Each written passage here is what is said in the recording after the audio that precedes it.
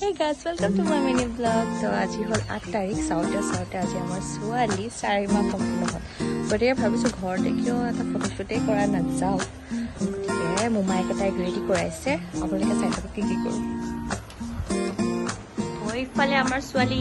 ready হৈ আছে আই তাজা বলে তো এতিয়া মই তাইক ফটো উঠিবলৈ কাৰণে জেগাখিনি ৰেডি কৰিলোঁ তো আপোনালোকে চাই থাকিব